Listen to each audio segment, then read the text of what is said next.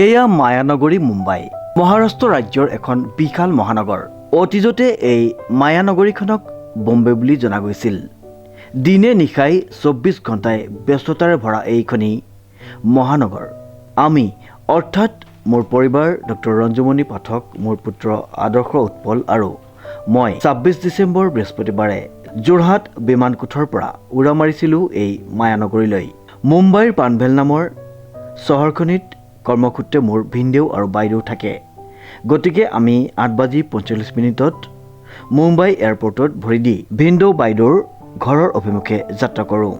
যথাসময়ত গৈ তেওঁলোকৰ ঘৰ পাই দেখোঁ বাইদেউ, ভিনদেউ আৰু ভাগিন সংস্কাৰে অধিক আগ্ৰহেৰে আমালৈ চোতালত ৰৈ আছে। তেওঁলোকক লগ পাই আমাৰ মনবোৰ বৰ ভাল লাগি গ'ল, যি হয়তো ভাষাৰে বুজাব নোৱাৰোঁ। পিছদিনা আমি ওলাই গ'লোঁ শ্ৰী শ্ৰী সিদ্ধিবিনায়ক মন্দিৰলৈ। মন্দিৰ দৰ্শন কৰি শৰাই সঁফুৰা আগবঢ়াই সেৱালৈ আমি গ'লোঁ গেটৱে অফ ইণ্ডিয়া, য'ত অৱস্থিত বিখ্যাত তাজ হোটেলখন। এই তাজ হোটেলখনি বিশাল আৰৱ সাগৰৰ পাৰত এক প্ৰাকৃতিক মনোৰম পৰিৱেশত অৱস্থিত। ইয়াৰ পিছতেই আমি যাওঁ ভাউচা ঢাক্কা নামৰ ঠাইডোখৰলৈ, য'ত থকা জাহাজ বন্দৰটিৰ পৰা এখনি ক্ৰুজ যায় আলিবাগলৈ।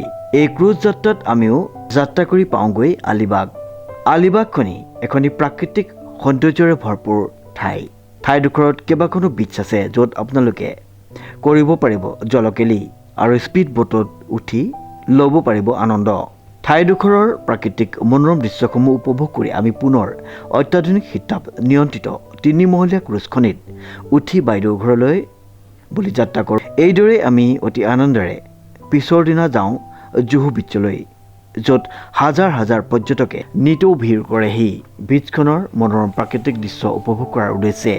কোনোৱে সাগৰত গা ধুইছে, কোনোৱে স্পীডবোটত উপভোগ কৰিছে আৰু কোনোৱে বিভিন্ন ধৰণৰ জুতি লগা খাদ্যসমূহ উপভোগ কৰিছে।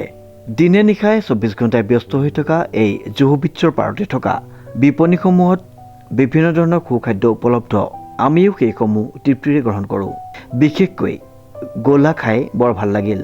ক'লা গোলা, মেংগোলা এইকেইটা অতি বিখ্যাত মহাৰাষ্ট্ৰত।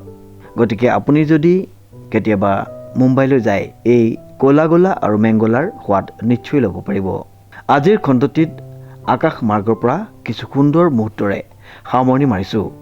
অহা খণ্ডত পুনৰ মুম্বাই দৰ্শনৰ অন্য কিছু সুন্দৰ ঠাই আপোনালোকক দেখুৱাবলৈ চেষ্টা কৰিম।